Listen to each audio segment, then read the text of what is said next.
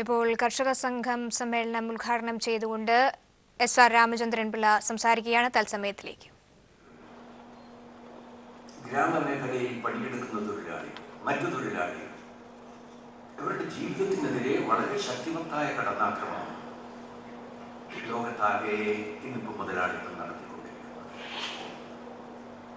ഈ കടന്നാക്രമണത്തെ മുതലാളിത്തത്തിന്റെ വളർച്ചയുടെ ആദ്യഘട്ടത്തിൽ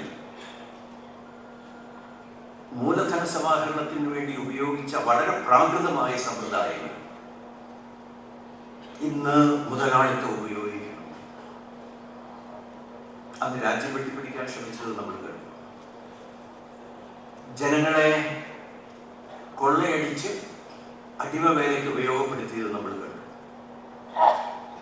ഇന്ന് മറ്റൊരു സ്വഭാവത്തിൽ അത്തരം സമ്പ്രദായം നടത്തിക്കൊണ്ടിരിക്കുകയാണ്. ഭൂമിയാകെ കവർന്നെടുക്കാൻ കോർപ്പറേറ്റുകൾ ശ്രമിക്കുന്നു.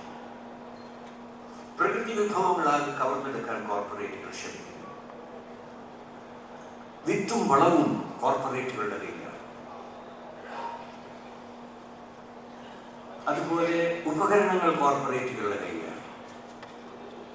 ശേഖരണാലയങ്ങളും ശീതീകരണശാലകളും കോർപ്പറേറ്റുകളുടെ കയ്യിലാണ്.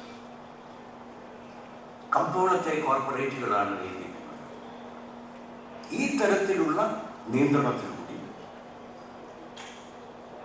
കോർപ്പറേറ്റുകൾ ധനമൂലധനം കർഷക ജനവിഭാഗങ്ങളെ വൻതോതിൽ കൊള്ളയടിച്ചു ലോകത്തിലെ വിവിധ സംസ്ഥാനങ്ങൾ. ഇതിന്റെ ഫലമായി ജനവിഭാഗങ്ങളുടെ ഇടയിൽ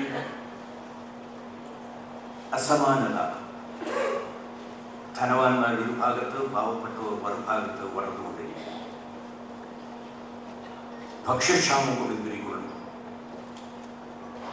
പോഷകാഹാരത്തിന്റെ കുറവ് വലിയ ജനവിഭാഗങ്ങൾ അനുഭവിക്കുന്നു. ഇന്നിപ്പോൾ ആഫ്രിക്കൻ രാജ്യങ്ങളിൽ, പല ലാറ്റിൻ അമേരിക്കൻ രാജ്യങ്ങളിലും എത്ര കുട്ടികളാണ് മരിക്കുക? ആഹാരം കിട്ടാത്തത് കൊണ്ട്, പോഷകാഹാരം ലഭിക്കാത്തത് കൊണ്ട്. ഈ ചൂഷണത്തിന്റെ ഫലമാണ്. ഏറ്റവും കൂടുതൽ ഇതിന്റെ പ്രയാസം അനുഭവിക്കുന്നത് സ്ത്രീകളും കുട്ടികളുമാണ്.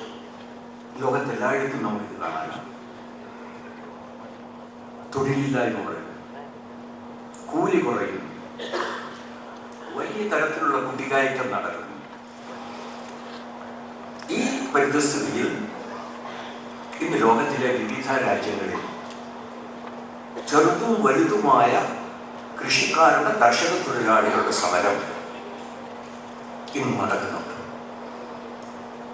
ഞാൻ പറഞ്ഞല്ലോ, ഈ സെക്രട്ടേറിയറ്റ് യോഗത്തിൽ ലാറ്റിൻ അമേരിക്കയിലെ ഒരു നിര രാജ്യക്കാർ പങ്കെടുത്തു.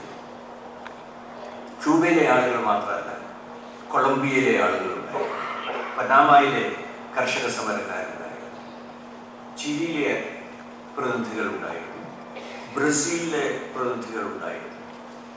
അതുപോലെ മെക്സിക്കോയിൽ നടക്കുന്ന ഒരു സമരത്തെ പറ്റി നിങ്ങൾ ഒരു പക്ഷേ പത്രത്തിൽ വായിച്ചതാണ്. മെക്സിക്കോയിലെ കൃഷിക്കാരുടെ, അവിടുത്തെ തദ്ദേശീയ ജനവിഭാഗങ്ങളുടെ ആവശ്യങ്ങൾ ഉന്നയിച്ചുകൊണ്ട് വളരെ ശക്തിമത്തായ ഒരു സമരമാണ്. ഒട്ടേറെ പ്രദേശങ്ങൾ ഏതാണ്ട് വിമോചിപ്പിച്ച് കൈവശം വെച്ചിരിക്കുന്ന രീതിയിൽ നടത്തിക്കൊണ്ടിരിക്കുന്ന ഒരു സമരമാണ്. കർഷക സംഘത്തിന്റെ 25ാമത് സംസ്ഥാന സമ്മേളനം ഉദ്ഘാടനം ചെയ്യുകയായിരുന്നു എസ്.ആർ.പി.